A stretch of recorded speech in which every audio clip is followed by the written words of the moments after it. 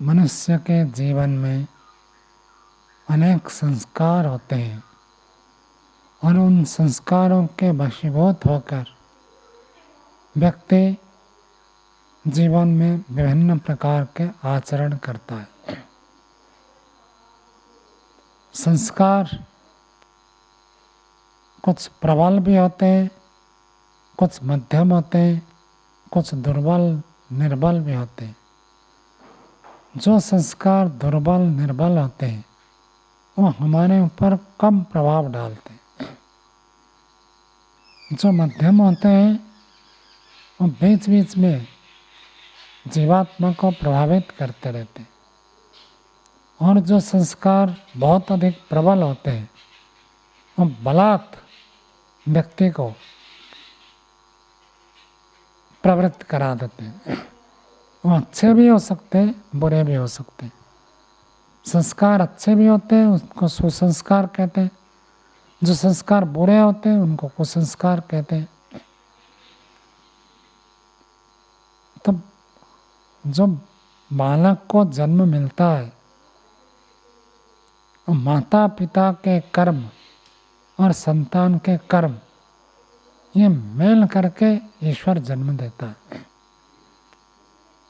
कर्म अलग चीज है, संस्कार अलग चीज है। इस विषय में हम बार बार विचार करते हैं, चिंतन करते हैं।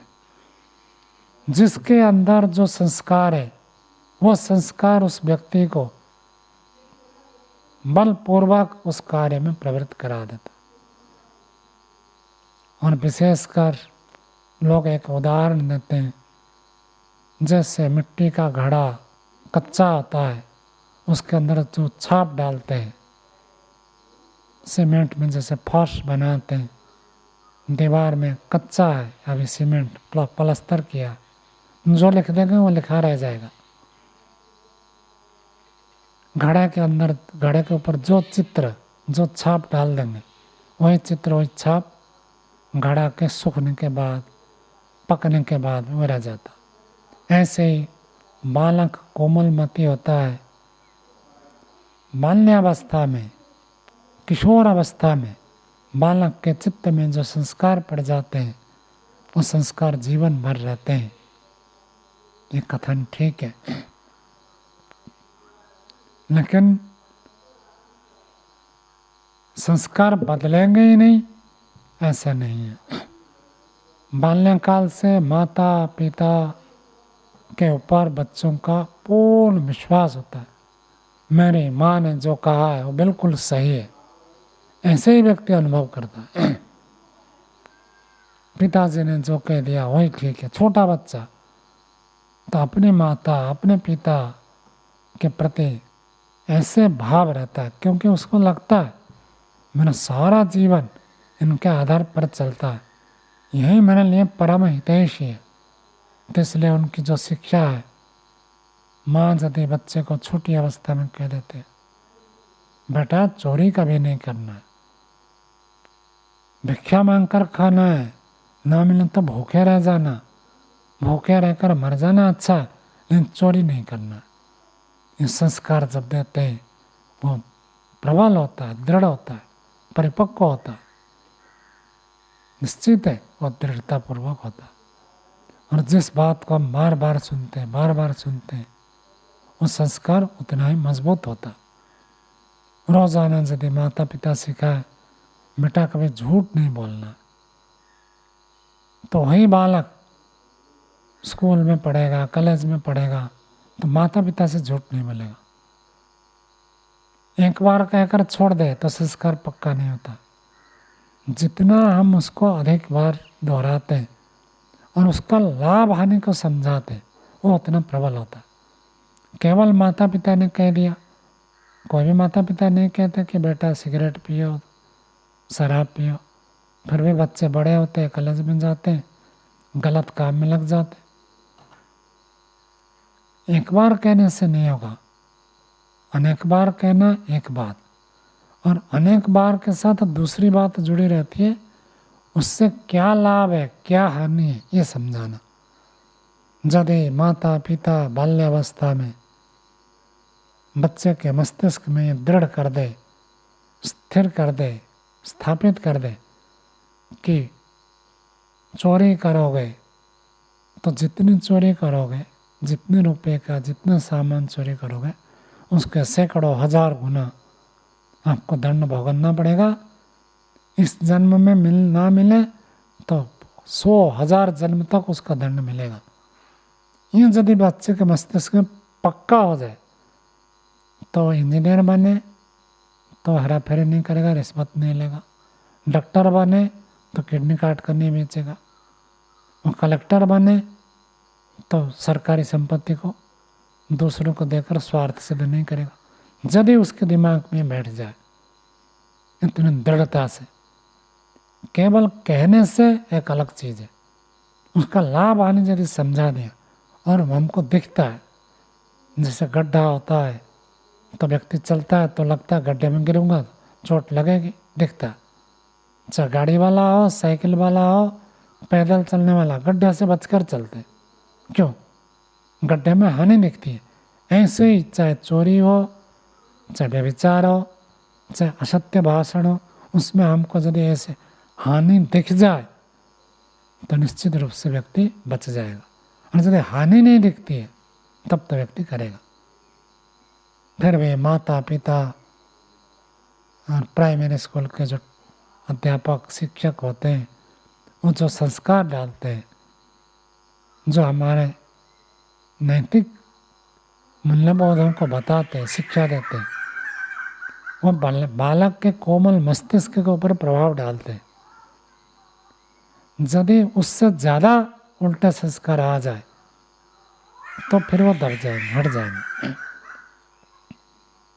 निश्चित है कई घरों में देखा जाता है बाल्यकाल में माता पिता कभी मांसाहार नहीं किए और बच्चा बड़ा हो जाता है, बड़े होने के बाद दोस्तों से मिलता है, फिर बाहर रहता है, खाना पीना करता है, धीरे धीरे धीरे धीरे मांसाहारी बन जाता है। माता पिता शाकाहारी है, परिवार शाकाहारी है, बट बेटा मांसाहारी हो जाता। कैसे हो गया? संस्कार बदलते हैं। और माता पिता सब मांसाहारी है, परिवार पूरा मांसाहार करता है, बच्चा उससे निम्नत्व होता है। और जब कभी किसी कारण से सत्संग में जुड़ता है, विचार करता है, चिंतन मनन करता है, बचपन से मांस खा रहा था लेकिन बड़े होने के बाद शाकाहारी बन जाता है।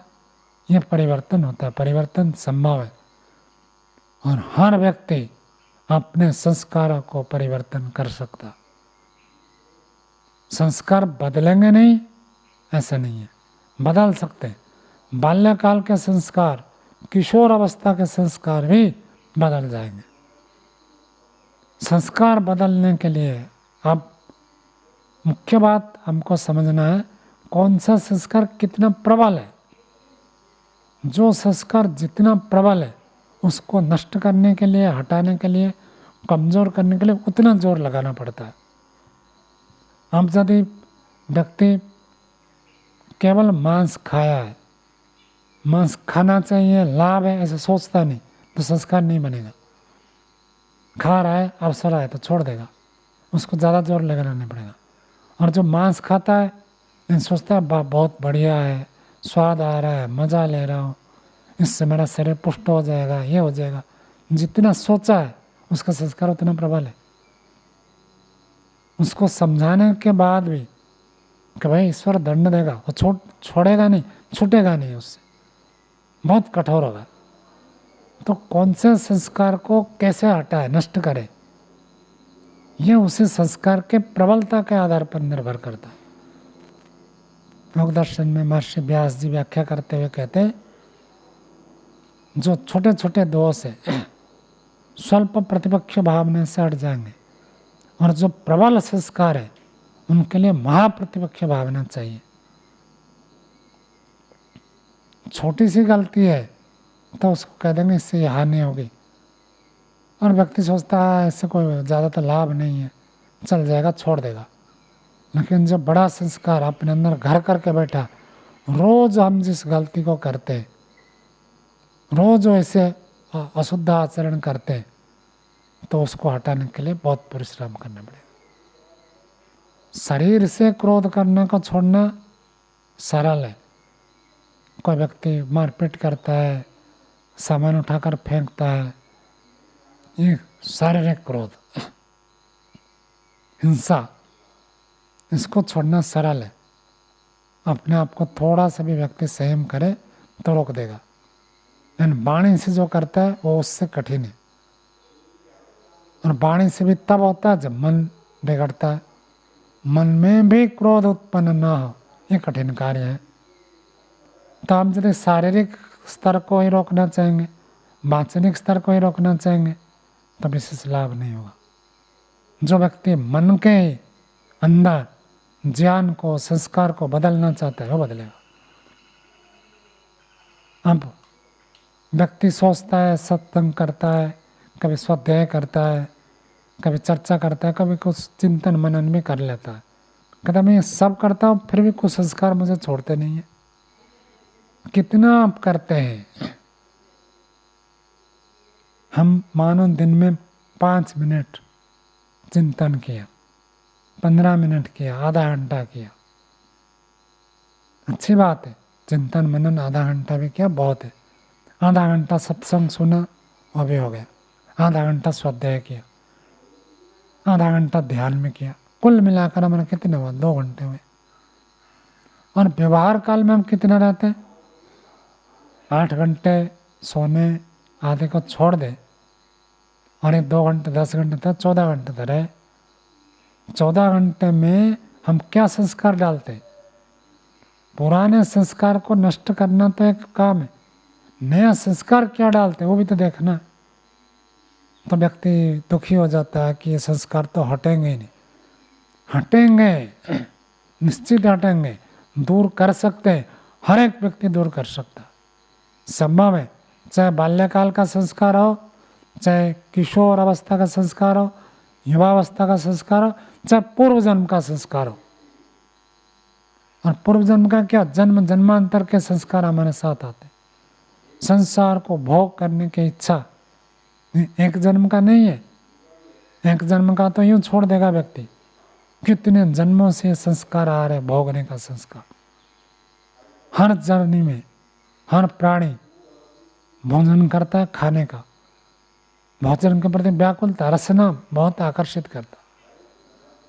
ऐसे हर योनि में प्राणियों के जोड़े होते हैं, स्त्री पुरुष होते हैं, स्त्री पुरुष का संबंध हर योनि में है, मनुष्य योनि में भी है। तो संस्कार कई जन्मों से हमारा आ रहे, फिर भी कोई निराश की बात नहीं, हताश की बात नहीं। पुराने संस्कार कितने भी प्रबल हो, व्यक्ति यदि जोर लगाए निश्चित छोड़ सकता है।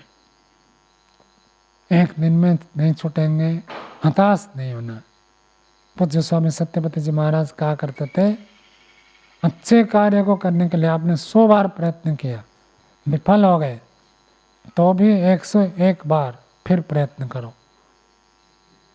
बुरे कार्य को, बुरे संस्कार को दूर करने के लिए आपने 100 बार प्रयत्न किया, हुआ नहीं, फिर भी 101 बार फिर प्रयत्न करो। हमने 100 बार प्रयत्न किया, सफल नहीं हुए, लेकिन 100 बार जो प्रयत्न किया बेकार नहीं गया, वो कमज़ोर करता है।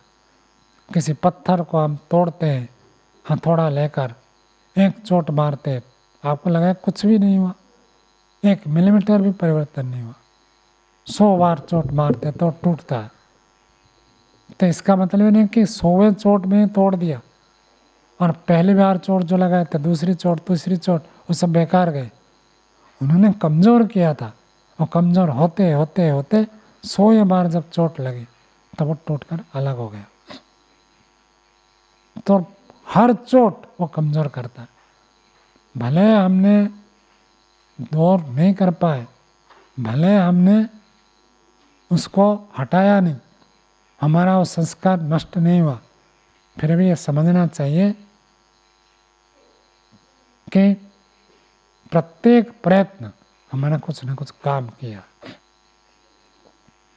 तो संस्कारों को दूर करना, संस्कारों को नष्ट करना हमारे हाथ में, हर व्यक्ति कर सकता है। एक दिन में, एक हफ्ते में, एक महीने में नहीं होगा, किसी का नहीं हुआ, कभी नहीं होगा।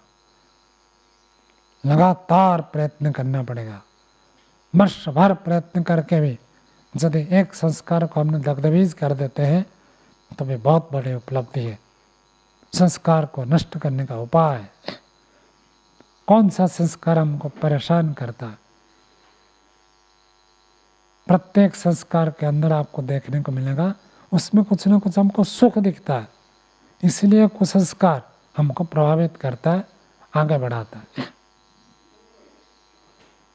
यदि हमारे अंदर सुख बुद्धि ना हो तो कुसंस्कार से हम प्रभावित नहीं होंगे।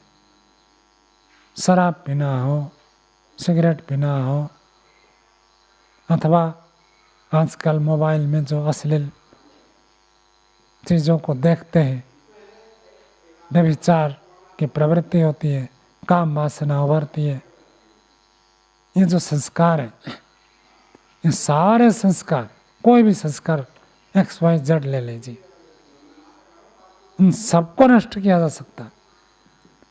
पहला काम है इसके अंदर क्या लाभ क्या हानि, व्यक्ति विचार करे। हानि दिख जाए तो बचना सुनिश्चित है, और हानि नहीं दिखती है, लाभ दिखता है, तब व्यक्ति आकर्षित होगा। तो मनुष्य कहते हैं जी हम तो सोचते ही है ये तो हानिकारक है, ऋषियों ने मना किया है, ईश्वर की दृष्टि से गलत है, फिर भी हम छोड़ नहीं पाते। वो संस्कार हमको प्रभावित करता है, वहीं हम उसी ग्रेड में चले जाते। तो ठीक है, जिस समय हम विचार करते, जिस समय चिंतन करते, वो थोड़ा काल है। एक तो होता है उसके प्रतिपक्ष उठाना कि नहीं इसमें सुख है ही नहीं, ये दुखदायी है, परिणाम में कभी भी ये किसी को सुख न दिया है, न दे रहा, न देगा, अतृप्ति कारक है। कितने भी बार शराब पी ले तृप्ति नहीं होती, कितने बार स्मोकिंग कर लेते तृप्ति नहीं होती, कितने स्त्री सुख भोग ले, स्त्री पुरुष का सुख भोग ले, तृप्ति होती नहीं, हो ही नहीं सकती। ऋषियों ने सार निकाल कर कह दिया, यदि हम डालेंगे भोगेंगे तो अग्नि के समान और बढ़ेगा, निश्चित है। इसको हमको पहले पक्का करना पड़ेगा कि इससे हानि होगी। लेकिन व्यक्ति को जो तात्कालिक सुख दिखता है, शराब पी रहा उसी समय उसको सुख अनुभव होता, ये जो तात्कालिक सुख मिलता है, ये तात्कालिक सुख को अधिक प्रभाव डाल देता है, और पुराने संस्कार फिर उभर कर आ जाते, तरोताज़ा हो जाते। तो इसके लिए क्या करना है? जिस समय ये संस्कार का वेग आएगा, संस्कार उद्बुद्ध होंगे, संस्कार धक्का मारेंगे, उस समय तो रोक नहीं सकता। संस्कारों का यदि प्रबल है, उनका वेग इतना तीव्र होता है, व्यक्ति को बहाकर ले जाता है। लेकिन ऐसे नहीं कि हमेशा हर बार उसको बहाकर ले जाएंगे, हम उसके लिए कितना प्रयत्न करते रोकने का, ये एक भाग। दूसरी बात है, हम बैठते चिंतन करते, पढ़ते, स्वाध्याय करते, ध्यान करते, उस समय तो संस्कार रुकते हैं। जब हम रास्ते में चलते हैं, सड़क में देखते हैं दूसरे लोग ऐसे काम करते हैं, विषयों का भोग करते हैं, सेवन करते हैं, तो उसमें देखकर हम सोचते हैं सुखी है, तो फिर वो संस्कार हमारा प्रबल हो जाता है। तो हम धोने के लिए जितना प्रयत्न करते हैं, हम गंदगी करने के लिए और प्रयत्न कर लिया, तब तो वो हटेंगे कैसे? उनके ऊपर ब्रेक भी तो लगाना है। मानसिक रूप से कभी भी ऐसे विचार आता है कि ये सुख भोग रहे, तो मन में सोच रहे नहीं सुख नहीं भोग रहे, दुख को निमंत्रण दे रहे, बार बार बार बार उसके प्रति ये भावना करने से और दृष्टि बदल जाएगी। एक दिन में किसी का नहीं होगा, लगातार बार बार बार बार बार बार जब करते हैं, एक बार ऐसी स्थिति आएगी। पहला काम है प्रतिपक्ष भावना, उसमें दोष को, हानि को, बाधाओं को देखें, पहली बात। दूसरी बात है, नए कुसंस्कार बढ़ाए नहीं, पुराने जो कुसंस्कार है उसको बढ़ाने के लिए प्रयत्न न करें। व्यवहार काल में सावधान इतना रहे कि पुराने संस्कार ना आ जाए, और आ जाए और चलते फिरते भूल गए, बाजार जा रहे, लोग खा रहे पी रहे घूम रहे मौज कर रहे, विषय भोग में लगे हुए हैं, तो उसमें हमको पता ही नहीं चल रहा है, तो उस समय तो पता नहीं चलेगा, लेकिन बाद में हमको सोचना पड़ेगा कि मैंने गलत कर लिया, गलत सोच लिया, गलत विचार कर लिया, गलत संस्कार डाल दिया, फिर उसको हटाओ। तो व्यवहार काल में सावधान रहना, और सावधान रहते भी हो जाए तो फिर रात को आत्मनिरीक्षण करके हटाना। ये दूसरा उपाय है। तीसरा उपाय है ईश्वर के साथ संग करना। यजुर्वेद में मंत्र आता है, 5वां मंत्र पहला अध्याय का ही, अग्ने व्रतवते व्रतम चरिष्यामि तत्सकेयम तन्मे राध्यताम इदम अहम अन्यतात् सत्यमुपैमि। हे अग्नेश्वर परमात्मा, आप व्रतवती, आप व्रतों का पालन करते। ईश्वर कभी भी अपने व्रतों को तोड़ते नहीं है, कभी अपने नियम को भंग नहीं करते, हम तोड़ देते। तो ईश्वर के साथ जुड़े, आप व्रतों का पालन करें, जो नियम है नियम है, कभी ईश्वर अपने नियम का भंग नहीं करता। हे प्रभु, मैं भी आपके तुल्य व्रतों का पालन करूंगा, जैसे आप अपने व्रत में अटल है, मैं भी अपने व्रत में अटल रहूंगा। चरिष्यामि, मैं भी आचरण करूंगा। तत्सकेयम, मैं ये कर सकूं, इस व्रतों को, इस नियम को, इस पालन सिद्धांत को, आदर्श को जीवन में धारण कर सकूं, सकने के सामर्थ्य मेरे में आ जाए, तन्मे राध्यताम, वो आप सिद्ध कीजिए। मेरे बस की बात नहीं है, मैं तो अपनी ओर से पूरा जोर लगा देता हूँ, फिर भी नहीं हो रहा है। प्रभु, आप मुझे कृपा करिए, आप सहयोग कीजिए। तो ईश्वर की सहायता मिलती। और क्या सब कहना है, इदम अहम अन्यथा, अभी इसी समय मैं इस दोष को छोड़ रहा हूँ, असत्य को छोड़ रहा हूँ, और सत्य को, नियम को, व्रत को धारण कर रहा हूँ।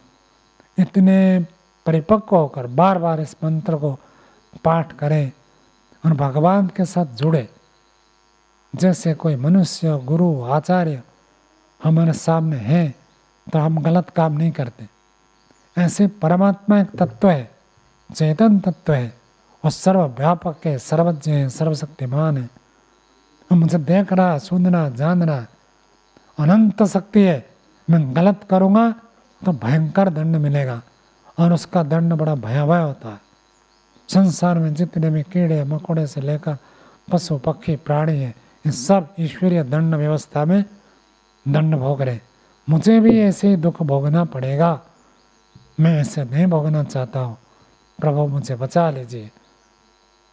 तो ईश्वर की उपस्थिति को अनुभव करें, जैसे गुरु की उपस्थिति, आचार्य की उपस्थिति, माता पिता सामने हो तो हम गलत आचरण नहीं करते। ऐसे परमात्मा को अपने अंग संग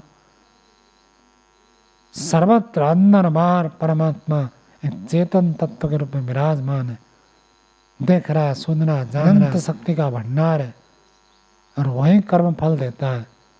मुझे छोड़ेंगे नहीं, दंड देंगे, तो मैं पाप नहीं करूँगा।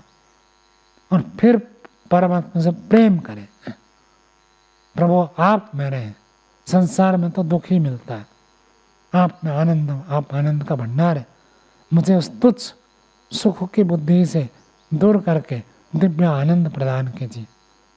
ये सांसारिक सुख बहुत तुच्छ है, नगण्य है, दुखदायी है, तत्काल सुख देता है, कालांतर में दुख का ये भंडार बनता है। तो मुझे इससे दूर कर दीजिए, मैं इससे छूटना चाहता हूँ, आपको प्राप्त करना चाहता हूँ। जैसे कोई उच्च प्रतिष्ठा सर्वगुण संपन्न व्यक्ति मिल जाए और जिसके साथ संग हो जाए तो उसकी सारी सुविधाएं हमको प्राप्त होती है।